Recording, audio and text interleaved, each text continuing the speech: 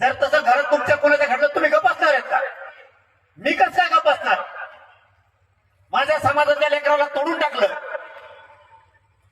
तुमच्याही कोणत्या लेकरा बाळाच्या लेकी बाळाच्या जर तसं घडलं तर मी गप्प नाही बसू शकत. तुम्ही मला जातीवादी समजायला लागले, तुम्ही माणसं मारून टाकणार. 35 वर्षात त्यांचं एकही केस झाली होती, त्यांना केजीवारी लागलंय. त्यांना मोक्यात घालून जेलमध्ये मी सडायला लावलंय, म्हणून त्यांना माझा राग आहे. आणि तुम्ही इथून पुढे जर मराठीचा वाटा जाता तर मी जेलमध्ये तुम्हाला सडीणार. कितीही ताकद लाव, मी तो एक पाठ पुरायला खंबीर आहे. मी कोणती चूक करतोय? जरा त्या संतोष देशमुखांच्या घरी जाऊन या एकदा. एवढे लेकर आहेत त्यांचे. बापाला मारल्याचे फोटो पोरगण पोरगी नाही बघू शकत त्यांची. तोंडात गुत्तेपर्यंत मारला हरामखोरांनी त्यांना. कोणती बायको असा मार सहन करील नवऱ्या झाल्याला? कोणतं पोरगण पोरगी करील? सगळं रक्त अंगावरती सांगळलं त्या संतोष देशमुखांच्या. तरी आम्ही बोलायचं नाही. तुम्ही लेकीबाळीची छेड काढणार, आम्ही बोलायचं नाही. वा, कोणता मराठा आहे मग मी असा? माझ्या मराठ्यावर अन्याय होताना मी उघड्या डोळ्याने बघणार. मी मराठीच्या पोटचा असू शकत नाही. तुम्ही त्याचे तुकडे तुकडे करणार. त्या संतोष देशमुखांचे लेकरं दिवाळीच्या दिवशी सगळा महाराष्ट्र फटाकडे वाजवतोय. सगळ्याच्या घरात गोड जेवण आहे. ते लेकरं नाही जेवू शकत. लेकरांना जर आईला विचारलं ना, आई आपले बाबा कुठे आहेत, आई नाही सांगू शकत बाबा कुठे आहेत. आपल्याला फटाकडे कोणी आणणार आहे का नाही वाजायला? काय आईनं उत्तर द्यायचं त्या लेकराला?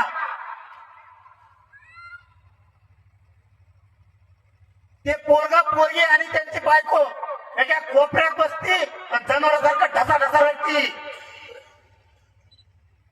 हे हरामखोराला लाजा वाटल्या पाहिजेत.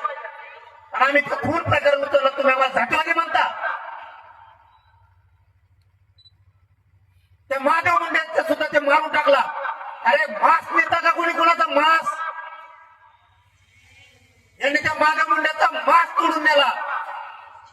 इतकी क्रूर हत्या. कसं जगायचं त्यांच्या पोरांनी? ती माऊली माझ्याकडे आली, तिने सांगितलं पाटील माझा नवरा करता गेलाय, कोणी नाही आमच्या मागं वावर नाही आम्हाला. किमान पोरं माझे लेकर मोठे झाल्याच्या नंतर मला जर कधी विचारलं आई आपला बाप कोणी मारला तर मला सांगायला तरी नाव राहू दे, यांनी मारला होता, यांना जेलात घाला. म्हणून त्याच्यात यासाठी लावली. आणि आता 6 आरोपीची त्याची नार्को टेस्ट झाली. मराठी जर उतरले नसते तर माझ्या मुंडेला कधीच नाही मिळाला असता. काय चुकीचं केलं मी? तुम्ही लोकांचे घर बंद केणार, तुम्ही प्लॉट बंद केणार, जमिनी बंद केणार. मी बोलायचं नाही का? त्या बुलढाण्यात आपल्या पुरीला मारलं गेलं, तुमच्या पुरीला मारलं, तुम्ही गप्प असणार का? मी त्या लेकीच्या बाजूला बोलायचं नाही. मी जातीवादी. तुम्ही आमच्या अधिकाऱ्याला त्रास देणार खंडणीसाठी, पैशासाठी, वर्गणीसाठी. मी गप्प ऐकून घ्यायचं. तुम्ही आमच्या उद्योगाला, व्यवसाय व्यापाऱ्यांना तुम्ही खंडने मागायचं, त्याच्या मदतीला जायचं नाही. मी तुम्ही आमच्या अधिकाऱ्यांना विनाकारण खोट्या केसेत कुठून त्याला निलंबित करायचं. मी त्याच्या बाजूला बोलायचं नाही. आमच्या आई बापाने याच्यासाठी जन्म दिला आम्हाला, तुमचा अन्याय सहन करायचा फक्त आम्ही. वा, माझ्याकडून नाही होणार. कोणी मराठ्याच्या अंगावर येऊ दे, तो जी खोडात मोडी नाही मी तेव्हा गप्प असणार.